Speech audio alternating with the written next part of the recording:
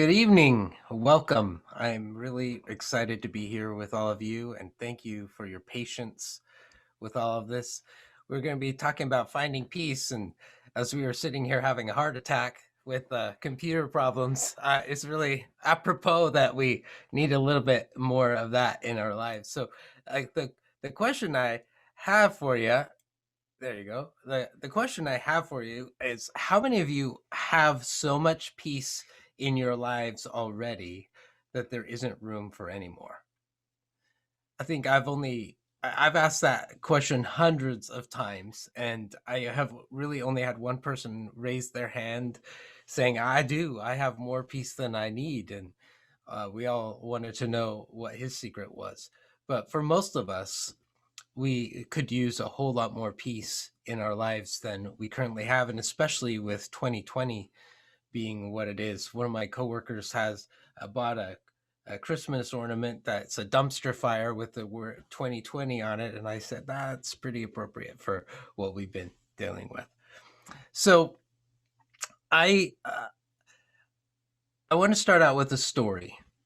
When I was in my 20s, I didn't quite know what I wanted to do when I grew up, and I had a professor tell me that if I wanted to be a good social worker, I landed in a social work class of all places, and my teacher said if I wanted to be a really good social worker, I needed to do my own work. And I thought to myself, I don't know what you're talking about. I'm fine. I don't have any work to do. I'm good. Like it's all good. And so I really thought she doesn't know what she's talking about, and I just continued to go on with my career, and I graduated with my bachelor's degree, and then I moved on to get my master's degree in social work. And as part of my internship at Gateway Allegheny County, I'm sitting in a room with a bunch of people who are struggling with chemical addiction, drugs, and alcohol, and I'm terrified because I've never done drugs. I've never drank alcohol. And I'm sitting in this room really afraid that they're not going to accept me, really afraid that they are going to think that I'm better than them. And I didn't think that at all. But I'm sitting in this room with them trying to understand and learn as much as I can. And they begin to tell me their stories.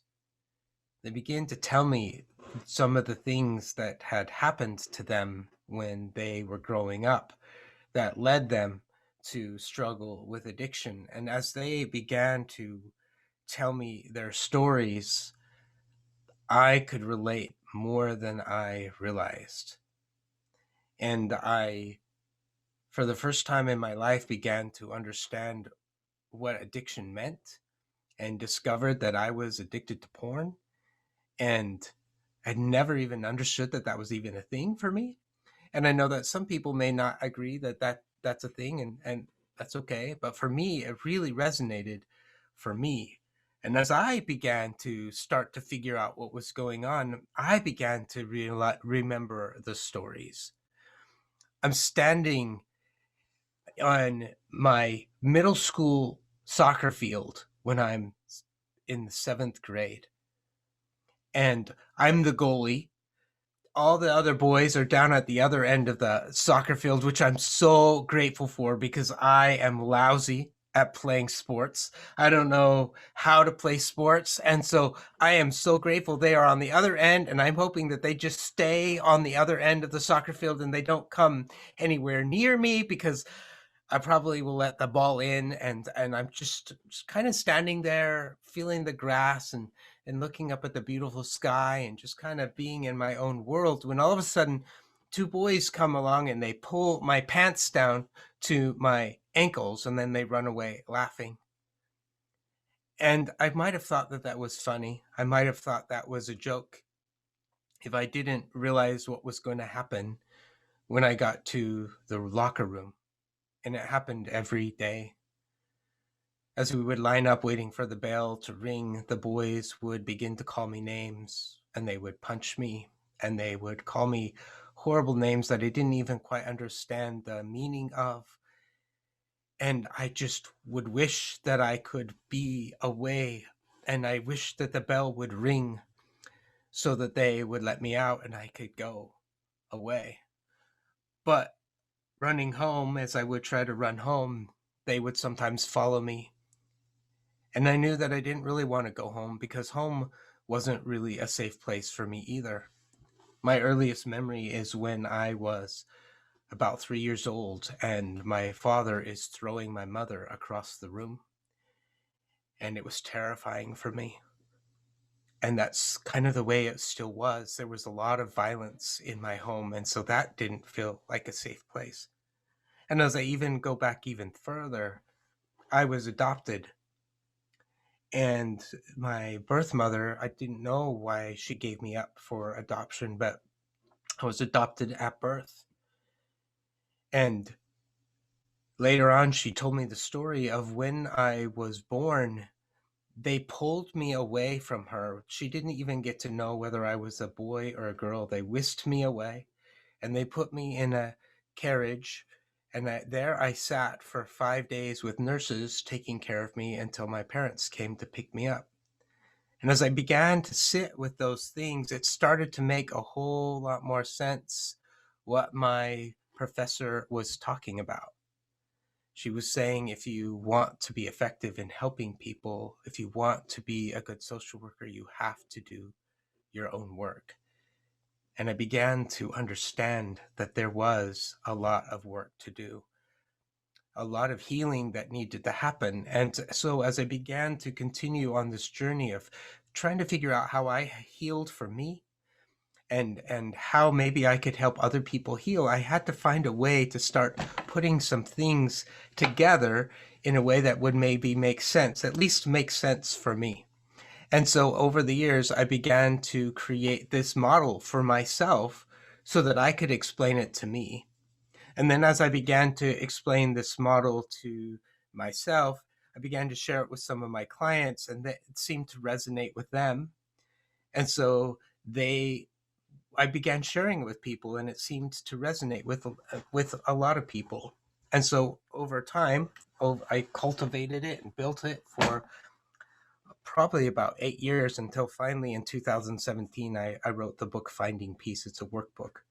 And what I'd like to be able to do with you tonight is share with you the model and how it works. And what I love about the model is that it really fits with any style of therapy that you may do if you are a professional. And I also feel like it really makes sense to people to help them understand why people struggle, why they are having the issues and challenges that they have. And so I'd like to share that with you tonight. So it starts out with a yin and yang of pain and peace. And as much as we would like to have more peace in our lives, unfortunately, we also live in a world where there is a lot of pain. And those two go together, to be honest. We don't really recognize the peace that we have, the joy that we feel, the love that we experience if we haven't also experienced pain.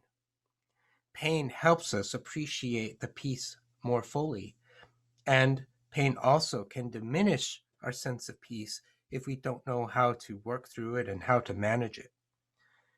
As I continue to explore this a little bit more, I came to understand what I call attachment wounds. And I've identified that there are 6 attachment wounds: loss, neglect, rejection, abandonment, betrayal, and abuse.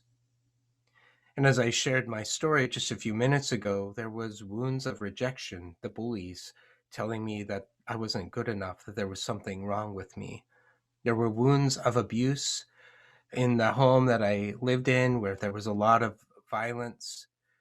And there was wounds of abandonment, of being abandoned by my birth mother for whatever reason that she did at that time. As you take a look at these wounds, you may also have some of these wounds. Loss, we've experienced a tremendous amount of loss here in 2020.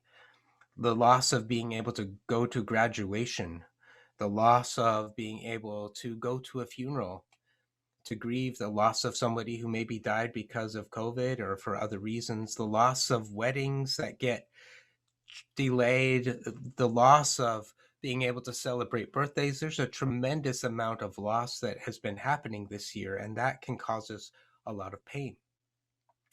Neglect. There's the child protective version of neglect where the mom and dad are nowhere to be seen and the 2-year-old baby is wandering out in the middle of the street in the middle of the night in a dirty diaper, and that's a very severe form of neglect. But there's also other versions of neglect where the caregivers are in the home, your spouse is in the home, and yet they are so preoccupied with social media or the television or something else that they aren't really paying any attention to you. And so even though they're in the home, they are not paying attention to you. And so the message is that you're not really worth my time. Rejection, that message that somebody says that there's something wrong with you, you're not wanted here, you don't belong. Abandonment, when somebody walks out of your life for no explainable reason. Betrayal, when you had a sense of trust, you trusted someone, you put your whole heart into this relationship, and then they did something that violated that sense of trust. And then abuse, sexual abuse, physical abuse, those kind of abuse wounds. And to me, these wounds are like sunburns.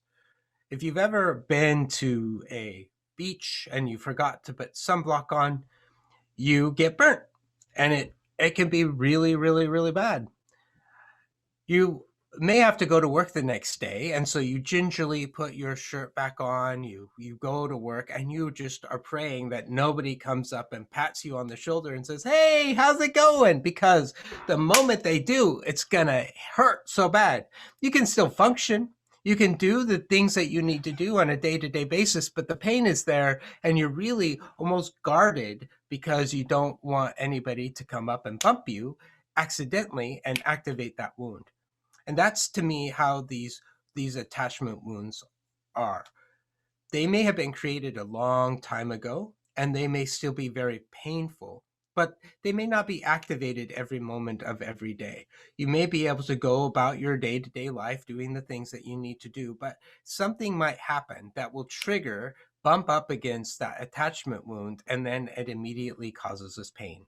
It could be as slight as a look of disapproval from a coworker to something very traumatic like finding out that your partner has been having an affair for the last 5 years, whatever those happens to be. Some of these wounds were created when we were children. Some of them have been created as we're adults, but they're painful, and they really do hurt. When I was working in the hospital, one of the things that really fascinated me was the wounds that I would see as I'm flipping through the charts of the patients in the hospital. I don't know, it was kind of like the train wreck where you can't look away, and I would look at these wounds. And the nurses would come in, and they had wound care nurses, and they would look at these wounds and they'd get their rulers out and they'd measure them and they'd try to assess just how big are these wounds, what is the appropriate way that we could care for these wounds, and then they would create a treatment plan to help these wounds heal. And I was fascinated by that. As I look at these wounds now, it's the same. Some of these wounds may be really old, they may be really deep, necrotic, need to be cleaned out. And so what we want to be able to do is help find a way to start doing wound care for these wounds, trauma care, so that they don't hurt so bad, so that eventually we can find peace. What happens, though, is that within the moment, within nanoseconds of that wound being hit, it also activates core beliefs that we have about ourselves. If you think about it, many of these wounds were created when we were children. So wounds of rejection or wounds of abandonment or neglect or whatever, they were created when we were children, when we didn't have the cognitive ability to really be able to process why that was happening. I didn't have the cognitive ability to understand that the bullies that were bullying me were probably because there was some stuff going on at their homes that were causing them pain, and they were finding me as a way of maybe releasing some of that pain on somebody else. I didn't understand that there were things going on with my mom and dad that had absolutely nothing to do with me. They had their own work that they needed to do, and I didn't understand the reasons why my birth mother made the decision that she made. As a child, I didn't understand all of that. So all I could come up with was there must be something wrong with me. And that's the first genre of core belief. It's the I am or the identity genre of core belief about I'm flawed, I'm defective, I'm no good, I'm bad. It must be my fault. The second genre of core belief is about safety or trust. It's really about how we perceive the world. So it's I can't trust other people. Maybe I can't trust certain people. My world does not feel safe. I'm not able to be able to lean on other people for comfort and support. No one will show up for me. So that's the second genre of core belief, which is all about our environment. How safe does our environment feel? How trusting is our environment? And if we have these wounds, what is likely the case is we have developed some core beliefs that our world is not safe. I can't trust anybody. The third genre of core belief is about power or powerlessness, usually is what happens when it's a painful wound that gets triggered. And that is, there's nothing I can do about it. Yes, it's bad, it's awful, and I'm powerless. I'm not strong enough. I can't overcome this. It's always going to be this way. So it becomes this trifecta of core beliefs where it's I am not good enough. I can't trust anybody in my world, and there's nothing that I can do about it. Now, like I explained, when it's a sunburn, like that doesn't those aren't out all the time. Like sometimes you feel pretty good, like I'm enough, I got this. Like yeah, I can trust, I have some things, I'm good. But the moment that that wound gets hit, that wound of rejection or abandonment or betrayal or whatever that wound happens to be that gets hit, it activates the neurological processes that have been wired into our nervous system as a way of reacting so that we can get out of there. We get into that fight or flight response, or even more if it becomes so overwhelming, we shut down entirely. So these wounds get activated within nanoseconds, and if we don't know how to challenge them, if we don't recognize that that's what's going on, then it just follows this equation that goes on very quickly that will eventually lead us to numbing, which I'll get to in a little bit. Core beliefs can be tattooed on our hearts, on our nervous system. They become the lens through which we see the world. Understanding how deep the core belief is, along with how it's developed, is a critical beginning in recovery. Again, it's that sense of wound care, like those nurses. They're coming in and they're trying to understand what's going on here. Why is this so bad, or what happened? And it's not so much about what happened, although that's important. It's more about what are we going to do to be able to heal this wound. One of the things that I found is helpful when I'm working with people and we're stuck on these core beliefs is to ask some questions, some core belief questions. And so the first one is it true? On a scale of 1 to 7, 7 being absolutely true and 1 being absolutely false, how true is it? So let's say that I'm not enough. So on a scale of 1 to 7, how true is it? And I would say, okay, well, maybe it's a 5. Well, that gives me a lot of information just in and of itself because it's not a 7. So that means there's a little bit of wiggle room that says that maybe it's not completely true. Now, I have had clients who say it's a 7, it's absolutely true, and that's okay. It's not necessarily about whether you're wrong or right or whatever the number is. It's just asking the question, like, how true do you believe this to be? How true does it feel in your gut? And so sometimes it feels like a 7, and maybe other times it feels like a 1, depending on what's going on, but we just ask that question. And then the second question that I will often ask is, what is the benefit that you're getting by believing that it's true and not actually evaluating its efficacy? And when I ask that to people, they often are like, I'm not getting a benefit. Like, this isn't serving me at all. And I say, well, let's challenge that a little bit. What is the benefit that I'm getting by believing that I'm not enough? And if I sit with that for a little bit, I'm like, well, sometimes then it means that I don't need to actually try as hard. I don't have to be vulnerable. I don't have to put myself out there. It's actually a way of protecting me from being hurt again. Great. So I'm finding that I am getting some benefit about this core belief that I've been holding on to for so long.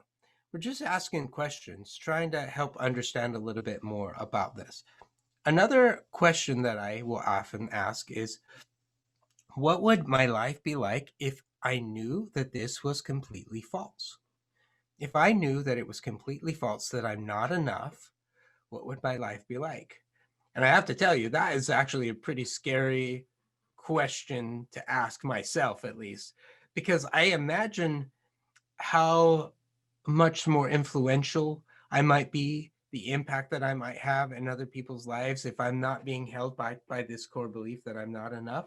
And that sometimes scares me, which goes back to the second belief of, well, what's the benefit that I'm getting about believing that I'm not enough? Well, I don't have to be as vulnerable. I don't have to step out as much. So we just spend some time when we are asking these questions about these core beliefs. What are the benefits that you're getting out of these core beliefs, and is it completely true? Because maybe it feels completely true and maybe it doesn't feel completely true, but we want to be able to just ask questions and try to maybe shift that a little bit to get a better idea of what might be going on with us with these wounds. We can do that with all three of the genres of core beliefs. I can't trust anybody. Well, is that true? What would your life be like if it wasn't completely true? I'm powerless. Well, is that true? So those are just some very helpful questions that I found as we are doing some work around the core belief inquiry. What will happen though is if we don't the equation goes like this: the wound gets hit, the core beliefs get activated, and then there is typically emotion. And there's more than three core emotions, and some people say there's 8 or whatever, but I'm focusing on 3 of the core emotions here, which are anger, fear, and sadness. Anger to me is a sense that something has been taken from me without my permission. I didn't say that it was okay. I didn't give consent for that, and now it's taken. And I'll give you an example. If I'm driving down the road and somebody cuts in front of me, I get pretty angry and I may yell and honk on my horn. In that moment, what was the wound that got stirred up for me? Well, it could have been neglect. You didn't see me. You weren't paying attention to me. It could have been rejection. It could have been abuse. It could have been one of those wounds. It could have been loss, like I'm afraid I was going to die. And then in that moment, the thought is, I'm going to die. What got taken from me without my consent was my safety. I didn't say it was okay. And so now I'm honking on the horn and I'm yelling at them. But if I could see that the person was trying to get over and I was like, yeah, come on over, it's okay, and I let him in, there's no anger. Why? Well, because I consented to that. I let you in. But anger comes when it's the sense that something's been taken from you without your consent. You didn't say it was okay. Sadness comes from the sense that you've lost something and it's not going to come back. Or if it comes back, it's not going to be in the same condition that it was before. And so there's a grieving that goes with sadness. And fear is the sense that something really bad is going to happen and I'm going to be powerless to stop it. So if you take a look at those attachment wounds, the anger, the loss, neglect, rejection, abandonment, betrayal, and abuse, you can also see how there's emotion tied in up in those. Afraid of being rejected again, afraid of being betrayed again, afraid of being abused again, sad because of the things that have been lost because of the wounds that we've experienced in the past, and anger because people have inflicted these wounds upon us. So you can see how those 3 core emotions can be very much tied to what's happening when the wound is hit and the core beliefs get activated. But the challenge is that a lot of us were taught that it's not okay to be able to talk about emotion. So just think for a moment. What was your family of origin's rules, spoken or unspoken, about emotion? And it may change depending on what gender you are. Maybe one gender was allowed to share some emotions versus the other was not. Um, Maybe there wasn't equality in how emotions were shared in your family of origin. But what was the message about sharing emotion? What we know is that for a lot of cultures, a lot of families, sharing emotion really wasn't okay. It wasn't okay to be angry. It wasn't okay to be sad. It's definitely not okay to be scared. And so you got to shut those emotions down right now. So some of the questions that I will ask when I'm working with someone is, well, how open was your family about sharing emotions? And most often the answer I get is not very open at all. We didn't talk about emotions.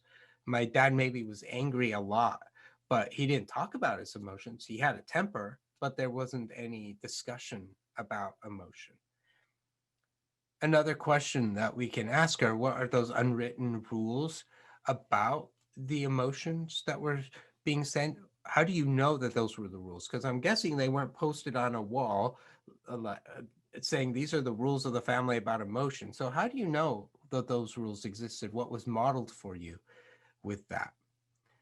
And how was emotion modeled for you? In my home, anger was pretty much the only emotion that I can remember being modeled, and it was people losing their temper, people hurting each other. So I learned pretty quickly that anger is not an emotion that's okay. Anger is not a safe emotion to feel. And so I shut that emotion down. I remember when I was dating, I'd tell people, "Oh, I never get angry. I'm so I'm so calm and peaceful." That wasn't true. I was angry all the time. It was just seeping out all over the edges, all over, and it was really messy. But I couldn't even acknowledge that I was feeling angry because that was just not something we do. So as you think about what were some of those rules, that leads us into the next part of the model, which is shame.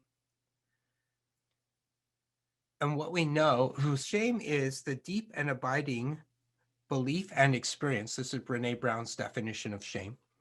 The deep and abiding belief or experience that I'm flawed and defective and therefore unworthy of love and belonging. The deep and abiding experience or feeling that I'm unworthy of love and belonging, that I'm flawed and defective, there's something wrong with me. And what shame does is it wraps itself around the anger, the fear, the sadness. It wraps itself around the core beliefs. It wraps itself around the pain as a way of trying to deal with all of that, because all of that can be pretty volatile. And so shame will wrap itself around all of that and basically convey to you, you're not enough, but I got this. If you just listen to me and do what I say, then nothing bad is going to happen to you. And I'll explain a little bit more about how that works. What we know from the research is that there's a strong correlation between childhood trauma and addiction later in life. Oh, let me not go there yet. So shame wraps itself around and just basically is saying there's something wrong with you. There's something wrong with you for feeling sad. There's something wrong with you for feeling anger. There's something wrong with you for feeling afraid. There's something wrong with you because you are rejected. There's something wrong with you because you've been hurt and you're just not enough. That's the overall message of shame. And we all experience shame similarly. Brene Brown does some amazing job of talking about shame, and I'd recommend her books if you haven't read them, about how shame really can permeate throughout our life, and it can affect our families, the way we show up at work, the way that we interact with each other. It holds us back from being able to really be seen and to stand in the truth that we are enough, that we matter. And so as that shame continues to wrap itself around us, then we're going to find ways of numbing because it's so overwhelming. This is so painful. And there's thousands of ways of numbing. I've mentioned a couple at the beginning. addictive behaviors, alcohol, drugs, sex, food, gambling. But there's thousands of ways of numbing: sugar, spending money, sarcasm, denial, intellectualizing. There's thousands of ways that we numb. And and my philosophy is that we're numbing because we're hurting. And if we could do something to help heal those wounds underneath, then maybe we wouldn't have to numb as much as we've been numbing. And to me, that really helped me start to wrap my head around that, well, maybe I'm not actually such a bad person. I'm hurting because my shame would tell me that I'm just an awful, horrible, no good, very bad human being, and that I should just cease to exist. But as I started to look at this circle and the numbing behavior, I started to realize, well, maybe I'm numbing because I'm in pain. Just like when somebody has surgery, we give them anesthesia and we give them some pain medications afterwards to help them as they're healing, so that it's not so incredibly painful that they just don't get the kind of surgery that they need. And what we found is that there's a strong correlation between childhood trauma and addiction later in life, because early on, the addictive behaviors became such an effective way of numbing the pain from the trauma. When I talk to the people who are struggling with addiction, a lot of times these addictions started when they were 12, 13, 14 years old. Sometimes they start later, and unfortunately, sometimes they even start younger than that. And for me, I was around 14 when I stumbled on some of those behaviors that absolutely were numbing and soothing for me, and yet carried so much shame along with it. And so it was this contrast of I'm hurt, and yet I'm numbing, and now I feel awful. And so I was really, really kind of in this dark place for a very long time. This is what happens, is that it leads us into the addiction cycle. And some of you may be familiar with this. The addiction cycle always starts out with pain. Pain, when I look at those attachment wounds, those are really the sources of pain that I believe are really activating in people's lives. And so rejection, abandonment, betrayal, it always starts with that. Something bumped up against that was painful. And I may not have made that connection. I may not have recognized that. I may not have had the cognitive ability to do that, but something bumped up against that. And that starts me into the pain and the addiction cycle. What happens is that as that pain begins to get deeper or more intense, I'm going to start thinking about ways that I might end the pain. So I'm going into preoccupation at this point. I haven't decided what I'm going to do. I haven't done anything yet, but I'm just fantasizing about it, thinking about it, maybe even starting to plan out what I'm going to do to be able to soothe this pain. And this is really almost done at an unconscious or very dissociated level for a lot of us. We're not even really aware that this is what we're doing. It's just that we've been feeling pain, and then I'm starting to think about ways that I might act out or behave in a way to numb that pain. Eventually, if I don't figure out how I'm going to get out of this cycle, I'm going to move into, the ritual phase. I'm going to engage in behaviors that are pretty predictable. As I work with individuals who are struggling with addiction, regardless of the addiction, there are some pretty predictable behaviors. If they're an alcoholic, they'll go to the same liquor store, or they'll buy the same kind of alcohol that's their favorite. Or if they're a sex addict, they'll sometimes they'll look at YouTube for a little while, and then somehow they linger over into another site here or there. If they're struggling with food, then they may say, no, I'm not going to eat anything. I'm not going to eat anything. And then at 10 o'clock at night, when everyone's asleep, then they start to go open the refrigerator and they start to look. So there's some big rituals that are going on as part of this. And then eventually they're going to act out. They're going to engage in their numbing behavior in whatever way that is. And what does that do? Well, it immediately, almost within nanoseconds of doing that, creates more shame. It reinforces those negative core beliefs that I'm flawed, I'm defective, I can't get it right, I can never even do this right, I can't even do it. And so now it's even more pain The rejection wounds, the abandonment wounds, the neglect wounds, the abuse wounds are even more intense because, in a way, I've just inflicted those on myself. I promised myself I'm never going to do this again, and then I did it again. Well, what wound is that? Betrayal. I told myself that I'm going to take better care of myself, and then I don't. I put things in my body that maybe are not good for me. What wound is that? It could be abuse or it could be rejection. And so in that moment, I've just ripped open those wounds again, and that they're even more painful.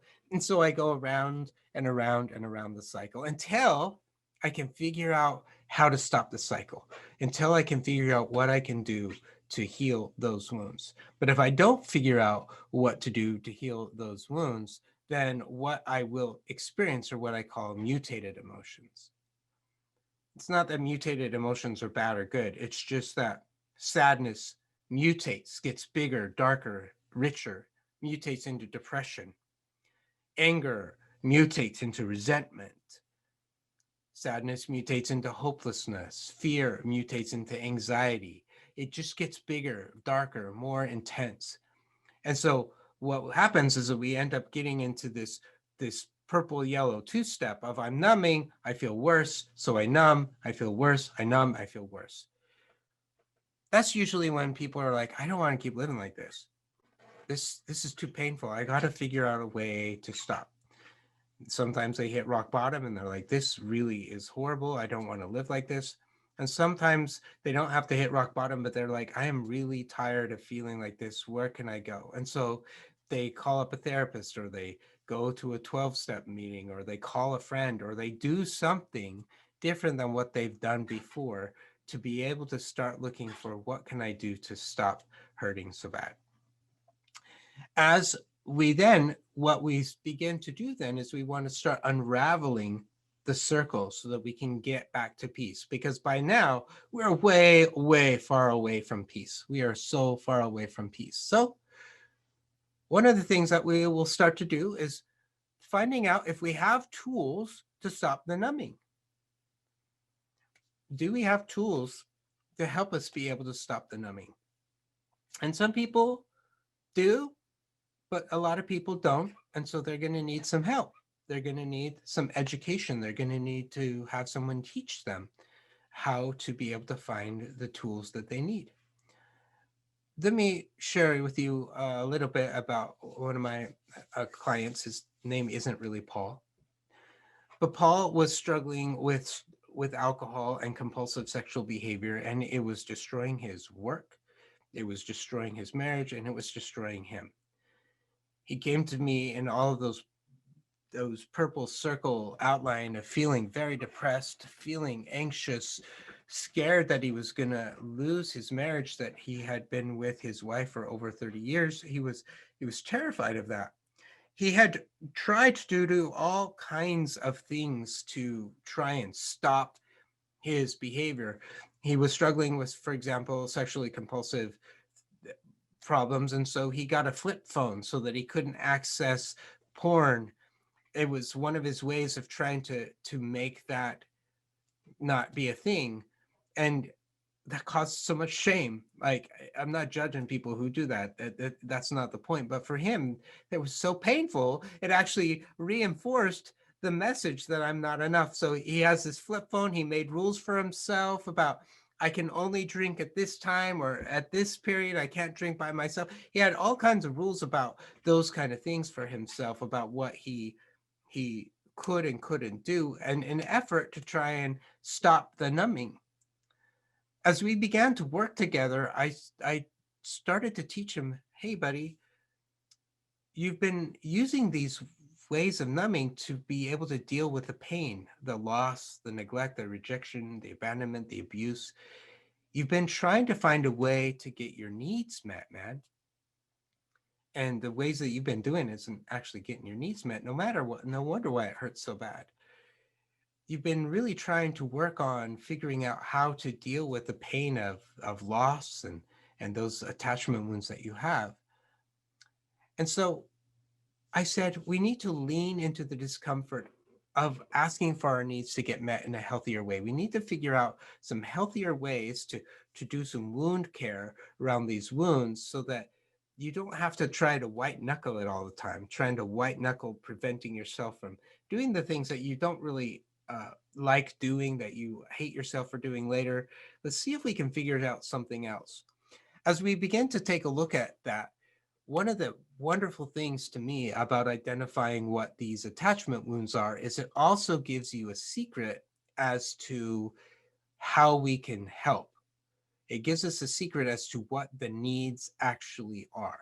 So, for example, if the wound is loss, the opposite of loss is gain, but sometimes that's just not possible.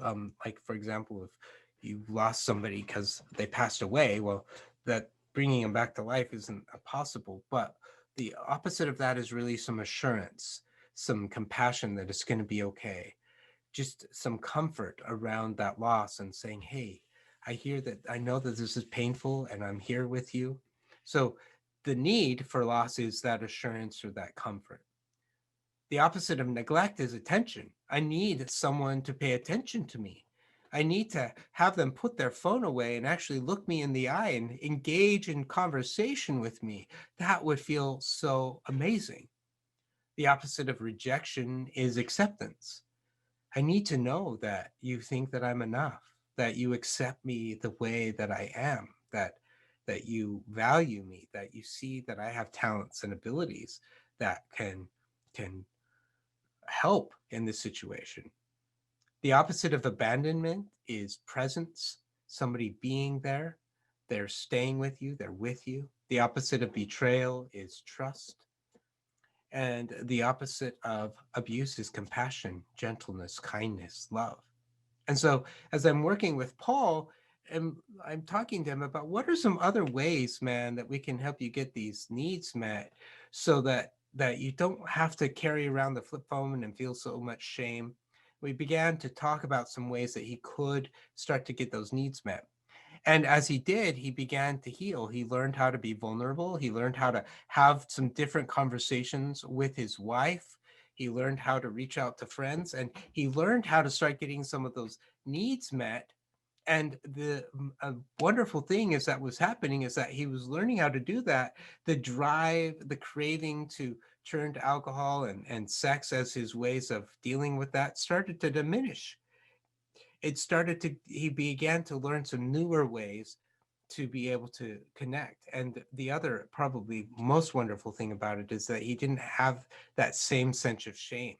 He didn't have that sense that I'm not enough, that there's something wrong with me. As we continue to help them find some new tools to be able to deal with the numbing, we still have to confront the shame. We still have to deal with that. And if we don't, really, we're not going to be able to heal, whether it's a broken relationship or whether we're trying to stop an addiction or whether we're trying to get a promotion at work. If we can't deal with the shame, it's really going to stop everything in its tracks. One of the things that I learned, I attended an online class a long time ago by a man by the name of Gary Van Warmerdam, and he introduced me to this concept that I began to play with and began to work with as I put this into my model. And what I came down with is what I call the shadows of shame. There are 6 shadows of shame, and each one of them is a different character per se. It's a different persona. I'm going to introduce you to them in just a minute. These shadows of shame wreak havoc with our lives, and oftentimes they've been hijacking our lives for so long. When I was a little boy, one of my favorite places to go was a science museum. And as I would go to the science museum, they had this pendulum that hung down from the wall, and it would just swing back and forth and back and forth. And I don't know why I was fascinated about it, but I would stand there for what felt like hours, just watching that thing swinging back and forth. I'm sharing that with you because that's how the shadows of shame work. They work on this pendulum.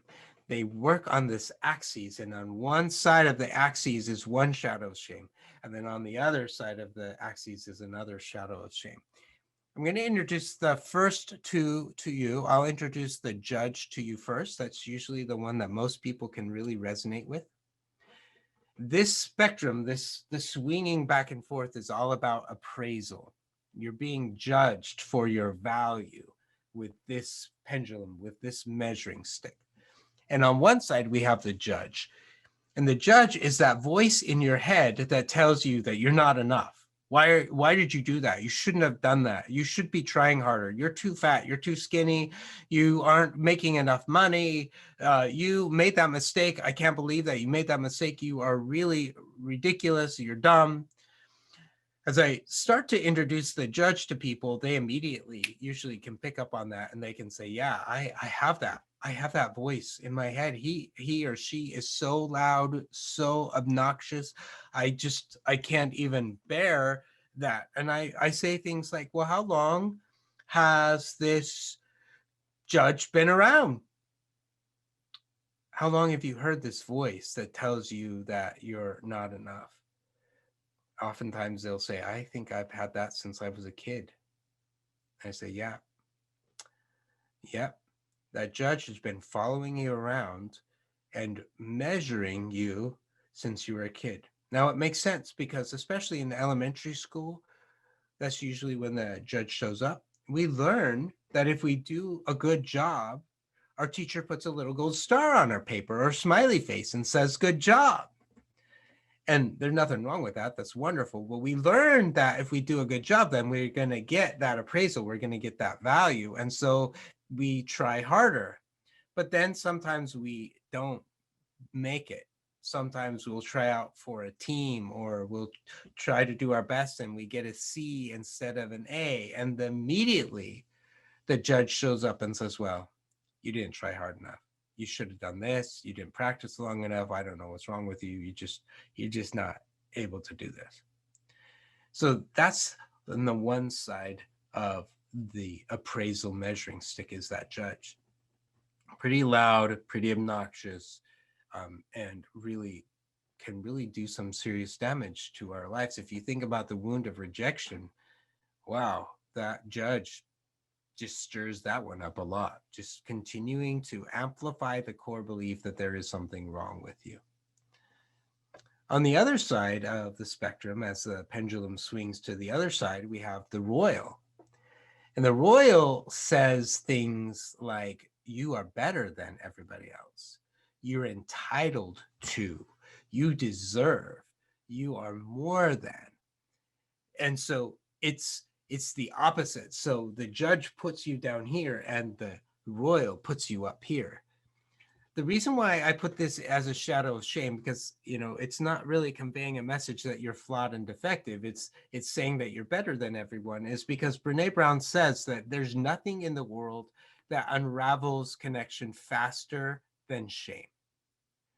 And so if you think about it, if I'm down here and thinking that I'm worse than everybody else, or I think that I'm up here and I think I'm better than everybody else, I cannot connect with the people around me. I either feel like I'm superior, which, by the way, a lot of people who feel they're superior, they have that judge that's also speaking to them pretty loudly, like, you're going to make a mistake. And so they up here or they're down here, but now I can't connect with you because I either think I'm better than you or I think that I'm worse than you, but I'm not at your level. I don't see you and me as the same level, and therefore I can't connect with you, which will then inflict more pain in those attachment wounds of loss, rejection, whatever. And so that's why I included as one of the 6 shadows of shame. It's a sense of entitlement. It's a sense that you deserve. So oftentimes I'll catch myself saying to myself, well, I deserve that. And then I have to sit back and say, well, do I really? Why? Just because I'm special or like what? Do I really deserve that? And so it's just really taking a look at that shadow.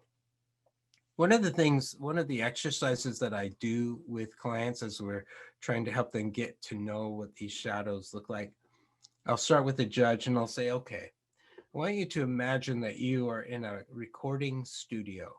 You got your headphones on like I do, and the judge is in the other room in a recording box talking in the microphone, and you can't see it, but you can hear it. I want you to write down for me some of the things that the judge says to you. And they'll write it down. You are horrible. You don't try hard enough. You've never measured up to anything. Excuse me.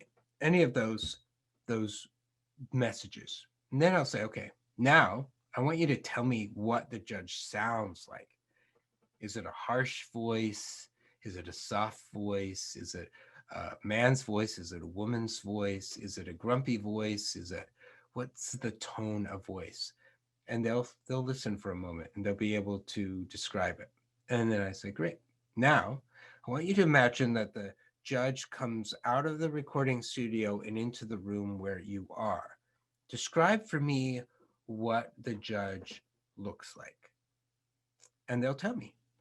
They'll describe it. Oh, it looks like me a little bit, or it looks like my mom, or it looks like this really old craggly man, or it looks like a judge, or whatever they'll tell me. It doesn't really matter to me what it looks like, but part of the reason why I'm having them envision that is because I want them to understand that the shadows of shame are not you. And until that moment, when I say the judge is not you, they've thought for so many years that was them, that voice that was talking to them was them saying how horrible and awful they were. I know that was the judge. And I want you to, now that you can see the judge, you can imagine what it looks like. I want you to put it across the room. Imagine that it's sitting in a chair and it's talking to you. And just notice what that's like to imagine that judge is talking to you. I say, imagine that somebody at a restaurant that you don't even know started to say that stuff to you. How would you react? Well, I'd be mad. I don't, what right do they have to be able to say that they don't even know me? Exactly. So that's the benefit, is that begins to be able to put a little bit of distance between me and this judge. And I begin to maybe see, wow, you're a jerk. You say things that aren't absolutely true. You say things that are really cruel. I would never say the things that you're saying to me to another person. And so it gives us the ability to be able to distance ourselves from the judge and be able to say, whoa. And we can do that with each one of the shadows of shame. The second shadow of shame is based, the second spectrum, or the pendulum, is all about image. It's how we are seen, or how we want to be seen. And so on one side of the pendulum, we have the politician. And the politician is just like a regular politician. They want you to get votes. They want people to like you. They want people to adore you. And so you have to get votes. And the way that the politician does that is by telling you not to let anybody know your flaws. Don't let anybody know that you have imperfections. Don't let anybody know that you make mistakes. You got to hide that. You gotta put that down. You cannot let anybody see that. So we got the judge over here talking to us, telling us that we're awful and no good, and the politician saying, well, that may be true, but don't let anybody know. You gotta put on the mask. You gotta make sure that everybody thinks that you're amazing, and that way people will like you. People will see you, they'll respect you. So don't let anybody know that you are struggling there. On the other side of the spectrum is the martyr. And the martyr is wanting people to feel sorry for you. The martyr tells you things like, don't they recognize just how much you help other people? You really aren't worthy of love and belonging, but as long as you you help somebody else, you rescue somebody else, at least maybe you found some purpose in life. Your needs don't matter, but everybody else's needs matter so much more than yours. So just do what you can to make sure that you take care of everybody else, but don't do any self-care for yourself. It's this image of you're caregiving for everybody else. Again, it's so that people will maybe have compassion for you, but the underlying image with that is that you really aren't worthy of anything. And then we have the politicians like, don't let anyone know. So we have those two shadows that will talk to you sometimes at the same time. It can get pretty overwhelming. The third pendulum is about power. And so if you think about that core belief of I'm powerless, it very much ties into this. So on one side of the pendulum, we have the impotent one, and the impotent one says things like, you're never going to be enough. You don't have any power. It's never going to get any better. I don't even know why you try. You're never going to be able to stop that behavior. Your partner's never going to trust you. You're probably never going to get a good job. It's that never and always kind of talking that the impotent one says. It basically is saying you have no power and there's nothing you can do about it. So just realize that you really are a worthless human being who really can't make much of anything, and just accept that. That's what the impotent one says. On the other side of the pendulum is the exact opposite, which is the rebel. And the rebel says, you can do whatever you want.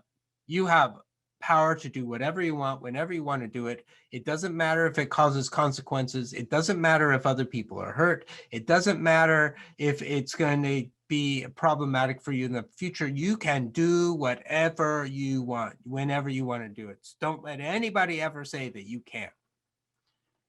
And that's often the voice that really plays into our addictive behaviors. The rebel's like, well, you can just do it. Just do it. It doesn't matter. Like, who cares? Like, just do it. You can do it. And then the impotent one is like, no, you're never going to be able to overcome that.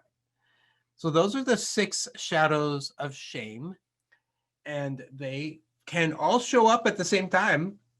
Sometimes they only show up in certain situations, but for a lot of us, it's usually the judge and the impotent one, and maybe the politician that march out a lot. I was talking to a client this morning who said that he recognized just how much his royal came out, especially at home when he's doing the dishes. And his royal's like, you shouldn't be doing the dishes. Somebody else should be doing the dishes. Don't they understand that you provide and do all this kind of stuff for the family? And he's like, whoa, I never recognized that was my royal. And what did it do? It caused anger and resentment towards his wife and didn't build connection. So as soon as he started to recognize, oh my goodness, the royal's right there, he's be able to start challenging and say, actually, I want to do the dishes because I want to help around the house. I want to make a difference. I like doing the dishes. So you can stop talking to me. Let me introduce you to Maria. Maria was a woman that I worked with for a long time. She grew up in a home where there was some severe abuse and betrayal wounds that she dealt with since she was a little girl. And that created a really awesome environment for the shadows of shame to show up in her life. And man, did they. They beat her up. They told her she wasn't enough. They told her she's never going to get any better. They told her that she probably should just go kill herself. They told her that you don't amount to anything. And so she was bombarded by these shadows of shame. As we began to work together, I taught her some tools to be able to start dealing with these shadows of shame. And I'd love to share what some of those tools are. The first tool is to ask the shadow, why are you here? Or what do you want? Why are you here? What do you want? So your judge shows up and starts talking to you and saying, you know what? You're awful. You're no good. You mess up. You never make, you can't do anything right. Impotent one's like, yes, you are awful and it's never going to get any better. We talk to the judge for a minute and we say, why are you here? What do you want? Well, my experience has been that when you ask the shadow that question, it actually steps back a little bit. And then it's like, oh, you're talking to me? Yeah, I'm talking to you. What do you want? Why are you telling me that I'm a horrible human being, that I'm not worth anything? The judge will sit there for a moment and then we'll say something like, well, I don't want you to get rejected. Like if you were perfect, if you did this so amazingly well, then everybody would accept you and think that you were amazing. And therefore, I'm just trying to help you be perfect so that you don't get hurt. The impotent one. Why are you here? What do you want? Well, I know that you feel neglected a lot. And I guess I'm just trying to let you know you're always going to be neglected. And you just need to like come to some sense of acceptance that that's just the way it is so that you can move on with your life. And so can you just just accept that? Oh, so you're trying to help me not hurt so much. Well, yeah, because I know that the pain's just always going to be there. Oh, Royal, why are you here? Well, because don't they recognize that you've been contributing? Don't they see that you've done the dishes for the last 5 days? Oh, so you're trying to help me with my rejection wound. You're wanting me to be noticed and appreciated. That's why. Oh, okay. So can you see the benefit or the the wonderful thing about asking that question? They're going to tell you, and my guess is that when they start to tell you, what they're trying to say to you is, I don't want your attachment wounds to be beat up. I don't want you to feel rejected. I don't want you to have any more loss. I don't want you to feel betrayed anymore. I don't want you to be abused. Um, and so you can, when you start to recognize that, then we move over to the other part and say, well, thank you. Well, thank you for caring about me. The impotent one's like, well, at least somebody does, whatever. But thank you for caring about me. I appreciate that you are trying to help me do some wound care here. I got to tell you, the way you're going about it isn't really open because, man, Judge, when you talk to me, it just actually rips open that rejection wound. It hurts more. It's like you pour salt in it. It actually doesn't help. But I really appreciate that you're trying to help me with that. As I began to teach Maria that method of how to do things, she came to a place where she started to believe that she was enough. She was able to challenge the shadows of shame, and she was able to say, Judge, I am enough. I am worthy. I matter. I have value. I'm a good person. Impotent one, I have power. I can do some things. And as she did that, she began to confront her abusers. She was able to actually go into a court of law that and with one of her abusers and to be able to stand on the stand and look him in the eye and be able to testify where she wouldn't have been able to do that before because the shadows of shame would have told her, no, you can't do that. The politician like, no, you can't go public with this. This is not going to be good. It's people are going to just think so less of you if you do that. Impotent one, it's not going to get any better. But she did. She stood on the stand and looked at her abuser in the eye, and she was able to resonate or connect with her truth. And now she goes all over the country sharing her story of power with women and helping them know that you can heal from your wounds of abuse and betrayal and neglect. You can totally heal from those. She was able to confront those shadows and stand in her light. And that is the beauty of being able to work with these. To me, it gives us more influence in our ability to be able to deal with and have some power over and separate ourselves from these shadows of shame. As we continue to, that's the wrong one. As we continue to deal with these, unraveling the onion, as it were, and we're going to get to this next one, which is anger, fear, and sadness. We begin to give ourselves space to actually feel what it is that we're feeling. I'm standing in the yard. My dad is talking to me on the phone. He's angry with me. He says to me that I've put him at the bottom of the barrel. I've recently found my birth mother and my birth father. Coincidentally, they all live within the same 15-mile radius as my parents. My parents have divorced, and so when we would go home to visit, I would have to go visit my birth mother, and then my mother, and then my birth father, and then my father. And it was like I was running around the whole time in a very short period of time to visit all these people. And inevitably, my dad would be picked last. And he said to me, he said, I'm tired of you picking me last. You pick me last. You put me at the bottom of the barrel. I'm so tired of that. Why do you do that to me? As he begins to confront me, I begin to be so angry.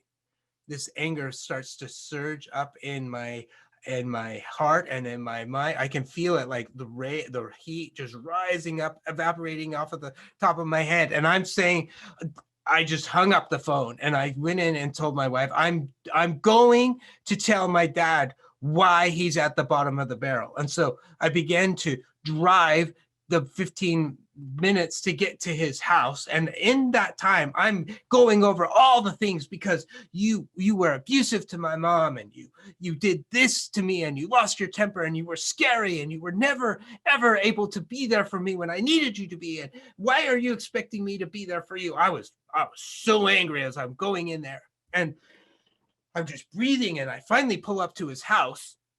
And I storm into his house. I don't even knock. I don't even ring the doorbell. I just storm in. I walk through his living room and I walk into his room where he is. And I have my hand up and I'm ready to just let him have it. And then I see that there's this man who is wounded.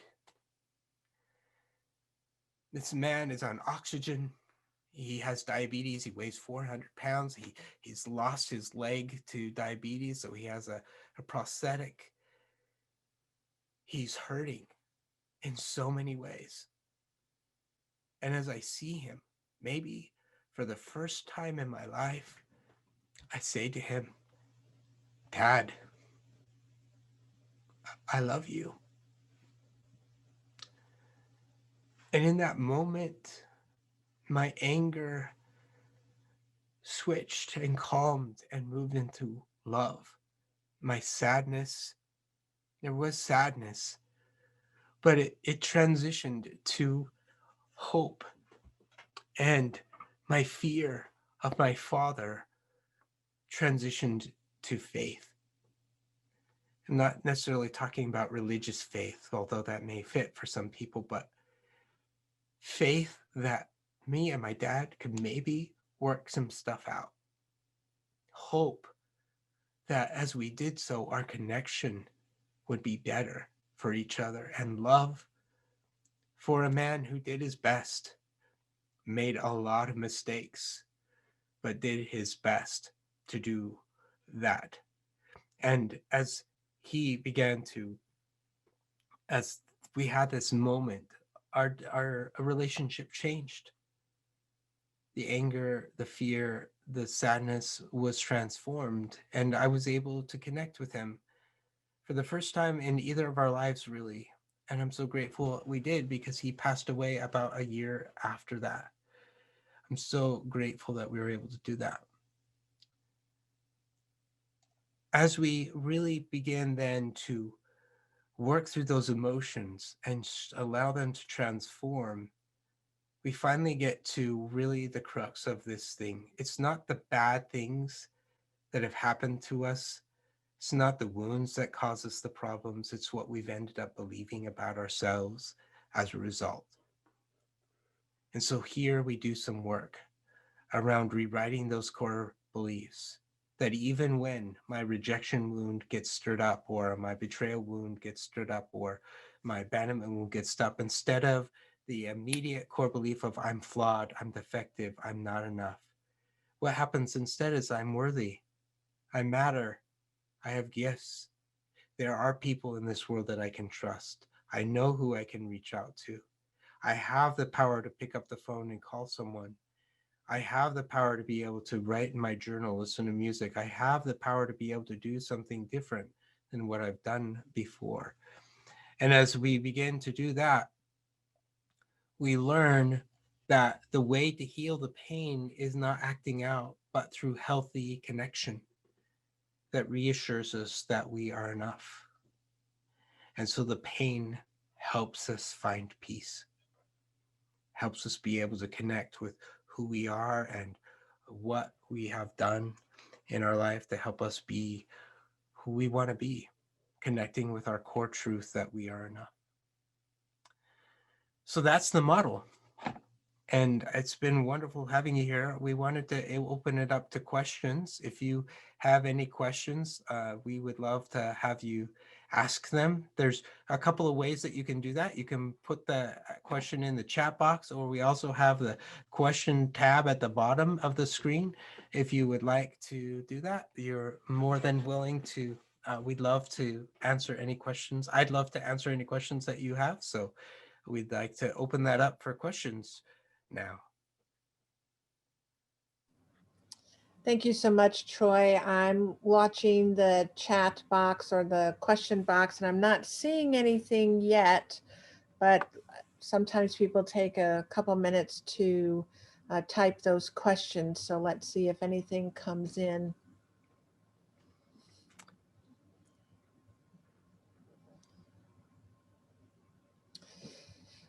There is a question about how people can get a copy of your book. So that's a really great question. You want to talk about that real quick?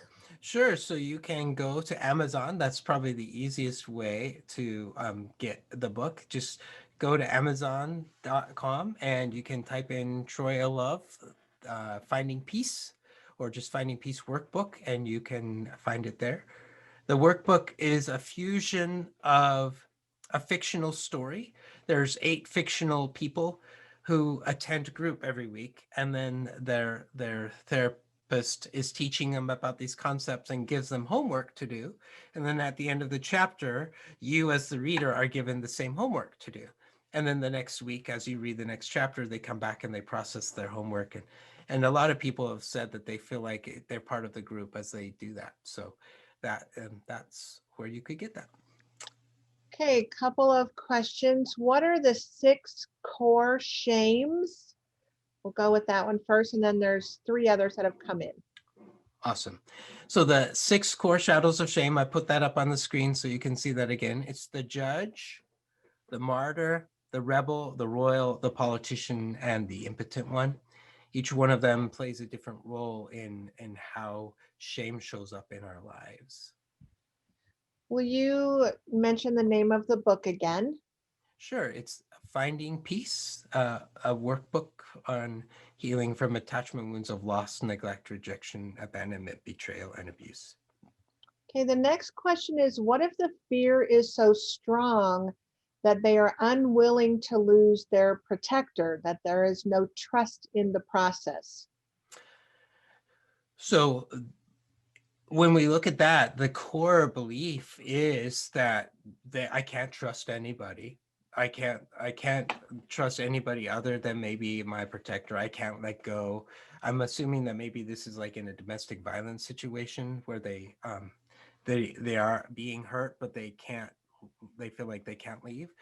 And so we begin to just challenge that a little bit and see if we can find some ways that they could trust somebody else. Just little things of being able to help them rewrite that core belief that bad things are always going to happen to me unless I'm stay with the protector. And maybe the protector is a healthy person. It kind of depends on what that is.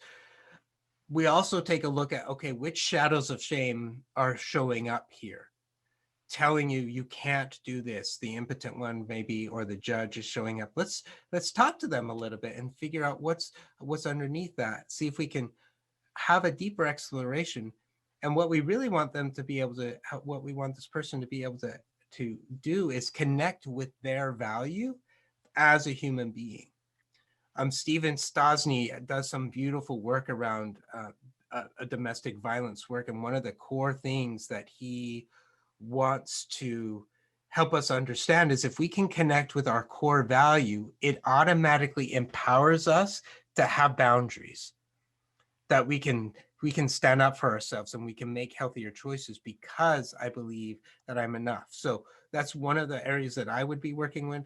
That person is helping them understand, hey, let's challenge maybe not so much about the fear about leaving, but what are the other core beliefs that are saying you're not enough, and let's challenge those and see if we can help you tap into you are amazing and you are worthy of love and protection and all of that.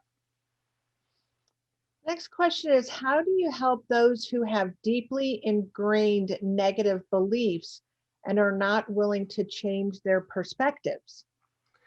Thank you so much for that. That's interesting because we were just talking about that in supervision yesterday with another therapist who had a client who's like, "No, you're wrong. You're wrong. You're wrong."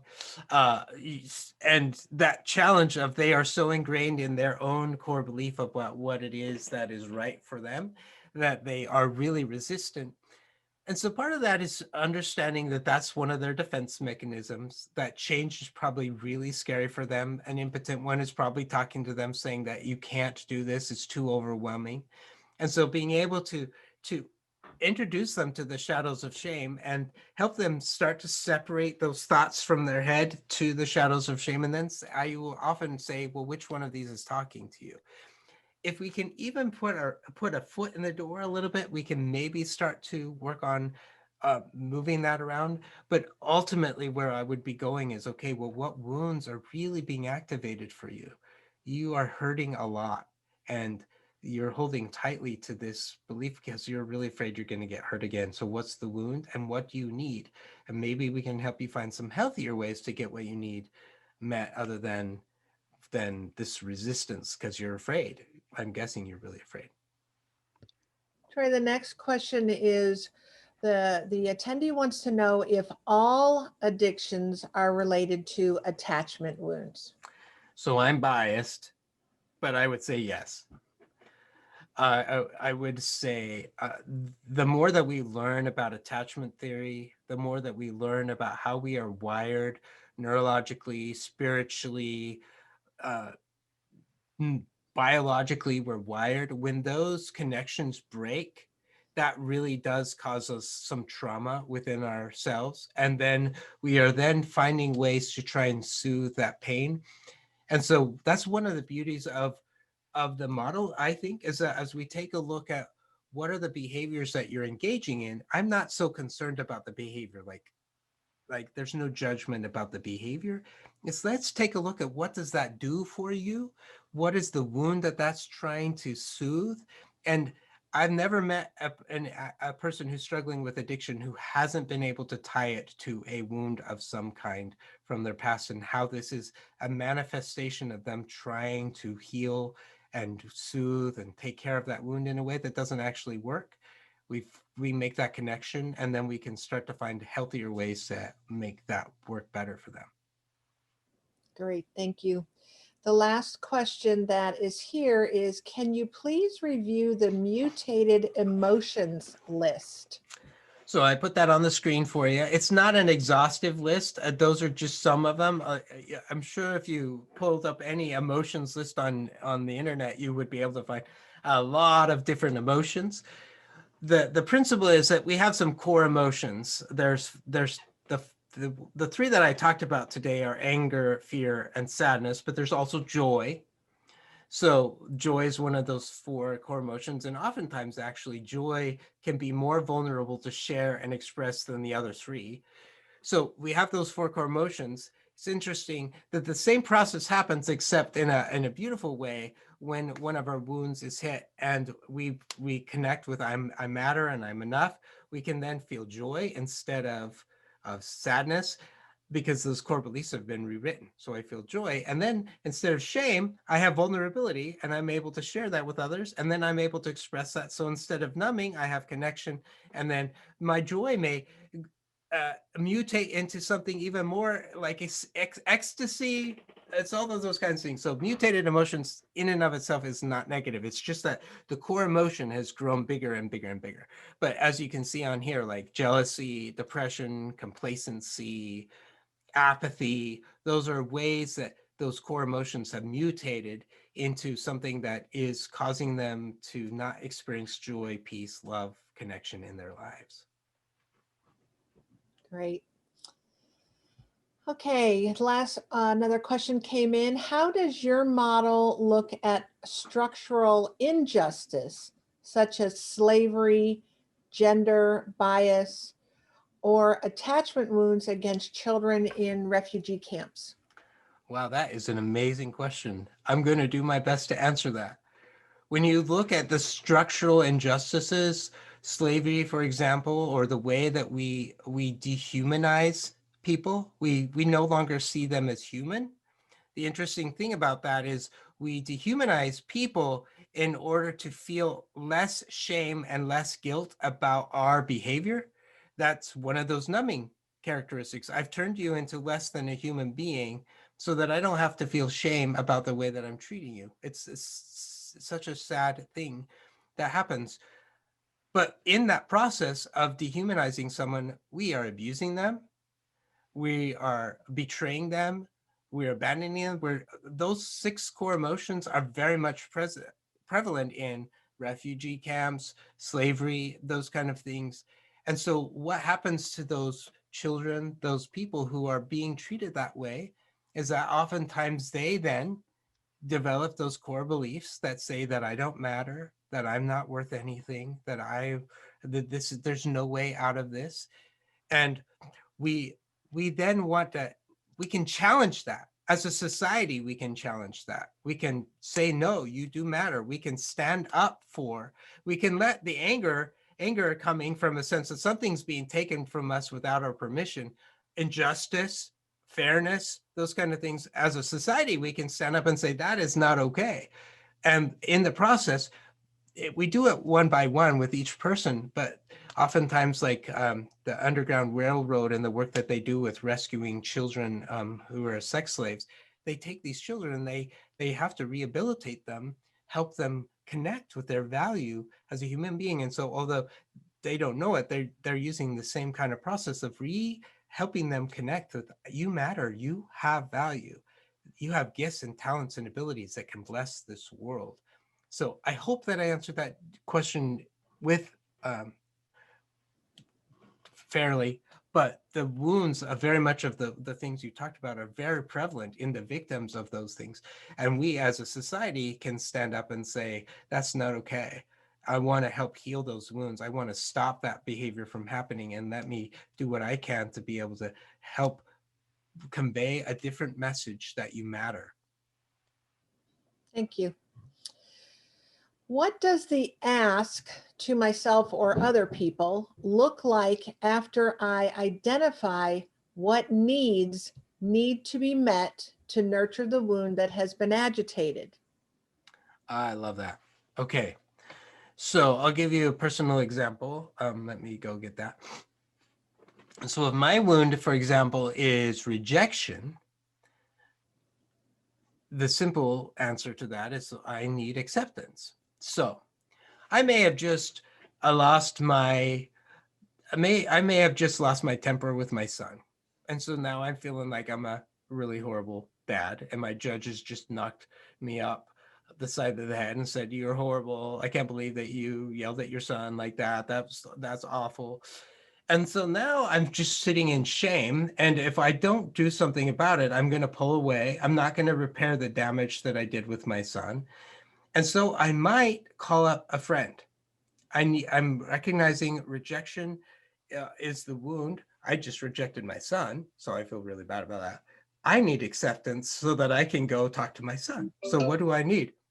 I can go, I could call a friend and say, hey, I just yelled at my son. I feel like I'm a really crappy dad right now. I just need reassurance that you still believe in me and that you believe that I can actually go and repair the damage with my son. And this is actually a true story, because I've done that to one of my best friends, Matt. And he's like, Troy, you are an awesome parent. I've watched how you interact. I know that you don't mean what you did. You can do this. I believe in you. Thanks, Matt. And then I go and knock on my son's door and I say, hey Ben, I'm sorry. I got mad, and I love you, and we talk it out. So that's an example of that. Is I identified the wound, and then the question I asked myself was, how can I get that need met? How can I get acceptance? How can I get presence? How can I get trust? Who can I turn to? Who can I reach out to? What can I do maybe for myself to be able to do that? Can I look in the mirror and accept myself if I don't feel like anyone else is available? But asking that question, our brains like to figure puzzles out. So just asking the question, we can sit with that and begin to brainstorm, well, I could do this or this or this. Which of these really is connected to my value system? I'll pick that one. I'm going to try that one first. Okay, we have another question. I want to know if your model is similar to reparenting the inner child. There's definitely some crossover to that. Because the inner child is the one who really has those negative core beliefs that I'm not enough, I'm flawed and defective, I can't trust anybody.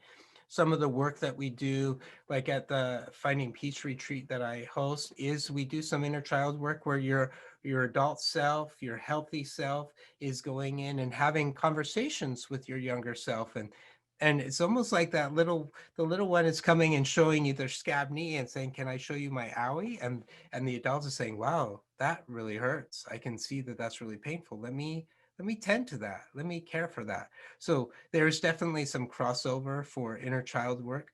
It's kind of like what I said at the beginning. To me, the model really fits really well with a bunch of different styles of treatment. I'm trained in EMDR. This really works well with EMDR. Works really well with internal family systems.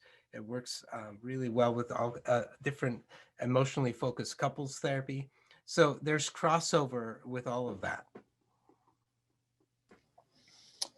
That's the end of our questions for now. I don't see any others coming in. Why don't you mention your book one more time? And you might also talk about your workshops that you do and your work, just to let people know. Oh, we did have one more come in, so let's go ahead and address that first. Do we need to work on our subconsciousness? I love that question. So a lot of these core beliefs have been written at the unconscious level. And so I'm also trained as a hypnotherapist, and so sometimes when we have to go address it at that subconscious level, because they're wired in there. It's an automatic boom boom that you may not even have the conscious connection to make. But as we do that unconscious work, we realize, wow, that belief that I'm flawed and defective is really really deep. So we can start to change that and use the different tools, hypnotherapy and other kinds of tools to help challenge those subconsciously. But yeah, those run pretty deep, and so we can work at that level as well. We do have someone that has a raised hand. So Mike, I'm going to unmute you so that you can talk and ask your question.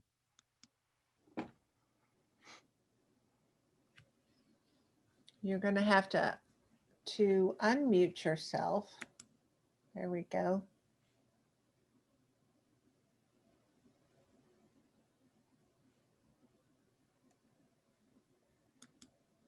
Or if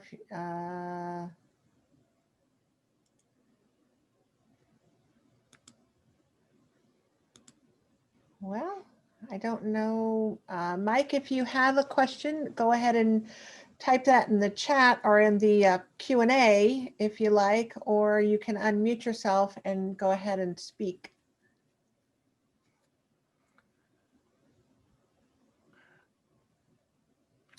Here's another question while we're waiting on Mike. Can you do hypnotherapy long distance? Yes.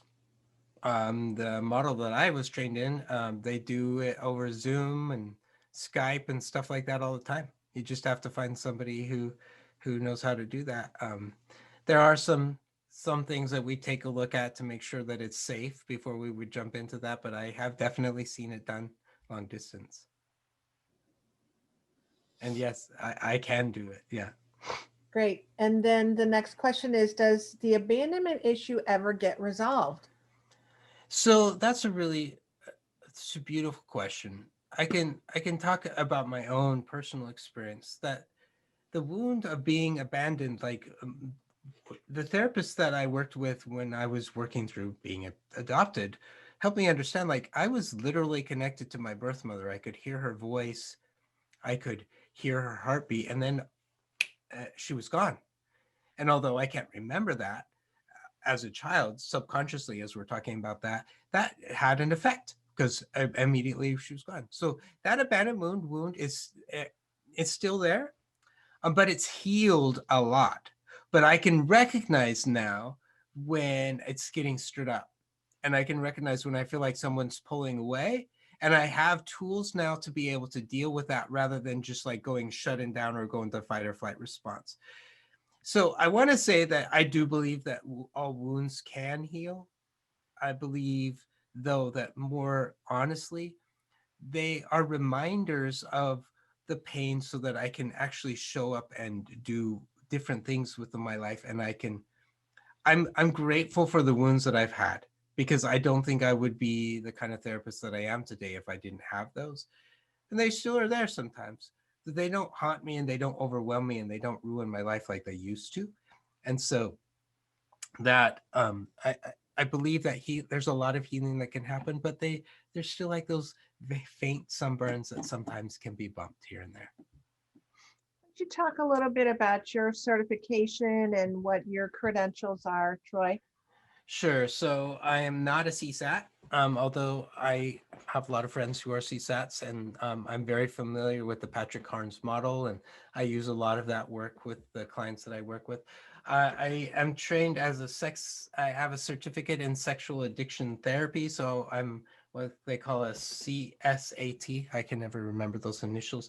I have a master's degree in social work from the University of Pittsburgh. I've been a therapist for 20 years. I have also been trained in rapid transformational therapy. That's the hypnosis that I was talking about.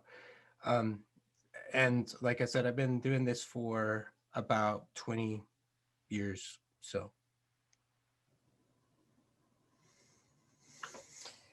So this particular person is scared about their future relationship with a partner because of the childhood trauma, and scared of abandonment. What would you recommend for someone like that? first, I love that you are owning that, because that's part of how we begin to address some of these wounds, is being able to own it. As I'm looking at, I don't know all of the details, so maybe you're afraid of the abandonment, maybe the other person is afraid of being abandoned. That's one of the beautiful things about attachment, is that when we have a safe place to be able to talk about these things. Sue Johnson's work with emotionally focused couples therapy. I'm also trained in that, by the way. But Sue Johnson, in her work at emotionally focused couples therapy, really talks about helping create safety with a partner so that we can talk about some of those things. We can talk about some of our deepest fears. We can share some of the stories about what it was like to be abandoned and the fear of maybe being close to someone. Now, I don't know if you're in a relationship or you're afraid to jump into a relationship, but even being able to talk about that with a friend or a therapist or someone who can help create safety around that. And then you can start to identify, well, what do I need? What do I need to be able to walk into that situation? What do I need to help feel more comfortable? What are the core beliefs that have been showing up with this wound of abandonment, and how can I maybe challenge those so that even if this relationship doesn't work out, I still know that I'm enough and I matter and I'm still worthy of connection? How can we start to challenge some of those and help silence those shadows of shame so that I really can actually get the connection that I'm longing for and craving? Can you do and learn EFT as a single person just trying to communicate feelings? So I mentioned my friend Matt. He and I are really good friends. Matt is also trained in EFT. He really wanted his wife to be a part of it, and I don't know. There should be a support group for spouses of therapists. The spouse didn't really want to do therapy, so Matt began to use the tools that he was learning in EFT in his relationship with his wife, even though she wasn't doing any of it. And I got to tell you that he has one of the happiest marriages that I've ever seen. And his wife didn't step one foot into a therapist's office. Matt was able to use the tools that he learned to improve his relationship with his wife. Wasn't bad in the first place, but he was able to use the tools and deepen that connection, even though his wife hadn't learned any of them. And so I believe that it is possible. The principle is that when you're learning and you're using these tools and changing, you are becoming a different person. And so your partner now has a different person that they're responding to. And so they can't help but respond differently because you've responded differently. especially when you've come from a place of peace and love and compassion for yourself and them. Man, that's such a different dynamic than what we normally do, where we go into blame and rescue and pulling away and those kind of things. When I remember that I'm enough and I matter, I can actually be present while I'm talking about some harder, wounded things and not run away or get defensive. We started to mention your business and the work that you do and some of your um, intensives. I don't think that's what you call them, but can you Mm-hmm. talk a little bit more about that? Yeah, so if you go to Troy L. Love, and there's a link there that will take you to the findingpeaceacademy.com. So troyllove.com or findingpeaceacademy.com. You'll see that starting in January, I'm offering a 9-week couples online course where there's a series of videos that the couple gets along with homework assignments that they do with each other, or you can do by yourself. I did have one participant who came by themselves, and then we meet live every Thursday and go over what's been happening in your relationship, what challenges worked, what went well with the homework assignments, where did you get stuck, and we're able to address some of those issues live right there on Zoom, and it was beautiful when we did it last time. I watched some relationships really transform over the 9 weeks. So that's coming up in January. And so again, you can go to findingpeaceacademy.com to learn more about that. And then in April, cross our fingers, hopefully, we are doing a live retreat based on the model that I just shared with you today, the Finding Peace model. It's a live retreat in Prescott, Arizona, where it's a very experiential weekend. It starts on Thursday, ends on Friday. And it's not like you're in a conference room and we're just lecturing the whole time. It's very much interactive the whole time. And we've done it 4 times now. And every time we do it, people say that it was a life-changing experience for them. We're running through the model relatively quickly, but we do a lot of beautiful healing exercises for the participants who come.